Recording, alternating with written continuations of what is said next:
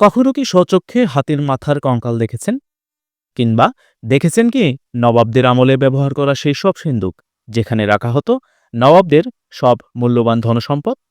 হ্যাঁ, তাই আজকে আমি আপনাদেরকে এমন এক জায়গায় নিয়ে যাব যেখানে তৎকালীন সময়ের বাংলার নবাবদের স্মৃতি জড়িয়ে রয়েছে। তো চলুন কথা না বাড়িয়ে শুরু করা যাক। পুরান ঢাকার অলিতে গলিতে লুকিয়ে আছে বাংলার ইতিহাস ও ঐতিহ্য।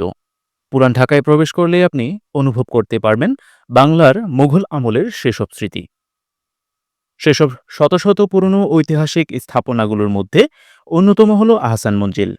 আজ আমি আপনাদেরকে সেই আহসান মঞ্জিলে নিয়ে যাব। রাজধানীর গুলিস্তান থেকে রিকশা চড়ে আমি ছুটে চলেছি আহসান মঞ্জিলের উদ্দেশ্যে। রিকশা ভাড়া পড়েছিল আমার প্রায় ৮০ টাকার মতো। এটা হচ্ছে ঢাকার ঐতিহ্যবাহী বুড়িগঙ্গা নদী। হাজারো মানুষের ব্যস্ততার অন্যতম সাক্ষী হলো এই বুড়িগঙ্গা নদী। প্রতিদিন হাজার হাজার মানুষ পারাপার হয়ে থাকে এই নদী দিয়ে। আর সেই বুড়িগঙ্গা নদীর কিনারা ঘেঁষে গড়ে উঠেছে এই আহসান মঞ্জিল। আহসান মঞ্জিলে প্রবেশ করার জন্য আপনাদেরকে প্রথম টিকিট কেটে প্রবেশ করতে হবে। টিকিটের মূল্য ছিল ৪০ টাকা। আর আমি সেখান থেকে টিকিট সংগ্রহ করে আহসান মঞ্জিলে প্রবেশ করব। আহসান মঞ্জিলে প্রবেশের সাথে সাথে আপনাদের চোখে পড়বে সুন্দর এই ভবনটি। প্রবেশ পথ দিয়ে যখন আপনারা প্রবেশ করবেন তখন আপনাদের চোখে পড়বে এই নানা রকম গাছ এবং ফুল গাছ দিয়ে সাজানো আহসান মঞ্জিলের আঙিনা, যা দেখতে একদম মনোমুগ্ধকর। এই হচ্ছে সেই আহসান মঞ্জিল যার নামকরণ করা হয়েছিল নবাব আব্দুল গনির অতি প্রিয় পুত্র খাজা আহসান উল্লাহর নাম অনুসারে। তো চলুন এই আহসান মঞ্জিল সম্পর্কে আপনাদেরকে সংক্ষিপ্ত একটা বর্ণনা দেই।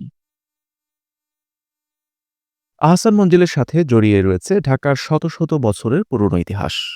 ঢাকার পুরনো স্থাপনাগুলোর মধ্যে অন্যতম শ্রেষ্ঠ স্থাপনা হিসেবে বিবেচিত করা হয়ে থাকে এই আহসান মঞ্জিলকে।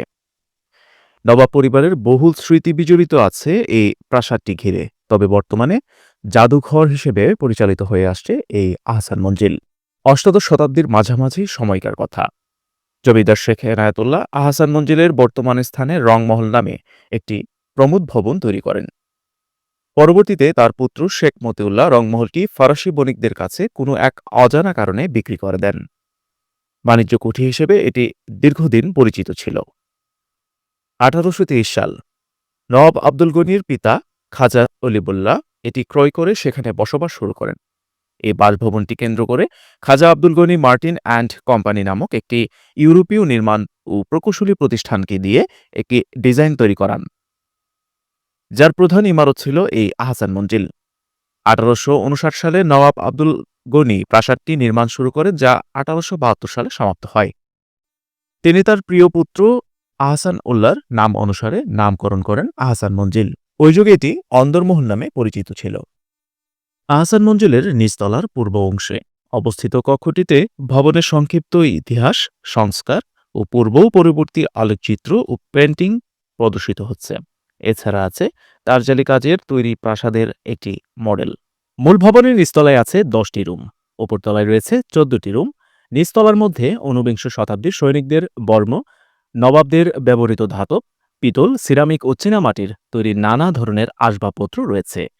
আরও রয়েছে ফানুস, জগদান, ফলপাত্র, আতরদান, বস্ত্রনাত্র, শিরোনাত্র, দাঁতসহ হাতির মাথার কঙ্কাল, বিলিয়ার্ড টেবিল, বক্স, ভল্টসহ দৈত্যাকারের আলমারি ও সিন্দুক ইত্যাদি উল্লেখযোগ্য। শেখ এনায়েতুল্লাহর তৈরি প্রমোদ ভবনটিতে একসময় নবাবদের আবাসিক ভবন ও জমিদারদের সদর কাছারি হিসেবে চালু থাকলেও বর্তমানে এটি জাদুঘর হিসেবে ব্যবহৃত হয়ে আসছে। এই গ্যালারিতে রয়েছে ঢাকার নবাবদের পরিচিতি। ঢাকার নবাব পরিবারের স্বনামধন্য ব্যক্তিদের পরিচিত এই গ্যালারিতে স্থান পেয়েছে।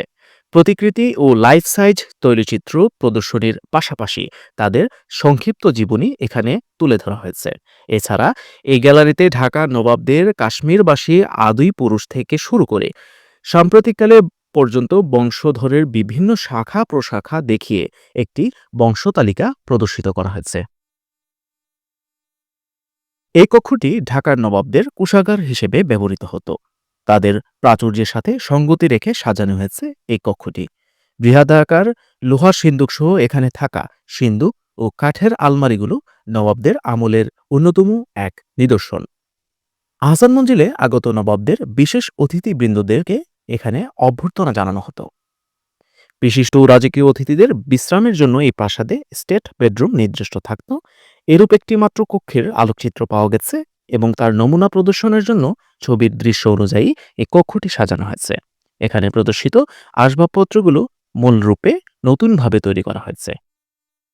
এছাড়াও এখানে আসলে আপনারা দেখতে পারবেন নওয়াব আমলের বিভিন্ন ধরনের অলংকৃত রূপা, ক্রিস্টালের তৈরি চেয়ার টেবিল, সিংহাসন, বিভিন্ন ধরনের তৈলচিত্র, ফুলদানি, হিন্দুস্থানি রুম, রাজকীয় অতিথিদের বেডরুম ও নাচঘর।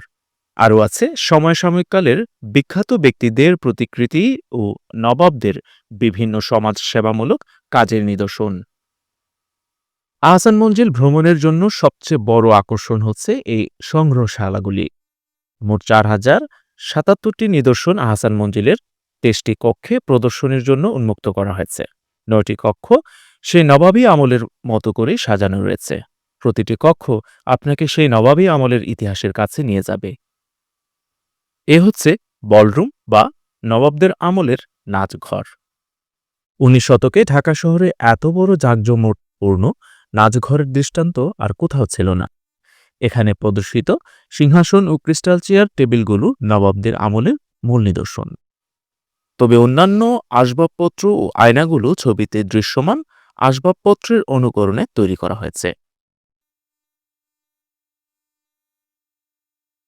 এই প্রাসাদের ছাদের উপর সুন্দর একটি গম্বুজ রয়েছে। একইভাবে ওপরে ওঠার সিঁড়িগুলো সবার দৃষ্টি আকর্ষণ করে। পূর্ব ও পশ্চিম প্রান্তে দুটি মনোরম তোরণ আছে যা সবচেয়ে বেশি সুন্দর। আহসান মঞ্জিলের অভ্যন্তরে দুটি অংশ রয়েছে, বৈঠকখানা ও পাঠাগার আছে পূর্ব অংশে। পশ্চিম অংশে আছে নাচঘর ও অন্যান্য আবাসিক কক্ষ। নিচতলায় রয়েছে দরবারগৃহ ও ভোজন কক্ষ। বাংলাদেশে লুকিয়ে থাকা হাজার হাজার শত শত ঐতিহাসিক স্থাপনা ও ঐতিহ্যবাহী ঐতিহাসিক স্থানগুলোর মধ্যে আহসান মঞ্জিল হচ্ছে অন্যতম একটি স্থান এবং নিদর্শন। এখানকার প্রত্যেকটা জিনিস আপনাদেরকে মনে করিয়ে দিবে সেই তৎকালীন সময়ের নবাবী আমলের স্মৃতিগুলি। তো কেমন লেগেছে আজকের আমাদের এই ভিডিওটি? সবাই কমেন্টে জানাতে ভুলবেন না, চ্যানেলটিকে সাবস্ক্রাইব করবেন। তো নেক্সট কোনো ভ্লগে আপনাদের সাথে দেখা হবে। সে পর্যন্ত সবাই ভালো থাকবেন এবং সুস্থ থাকবেন। আল্লাহ হাফেজ।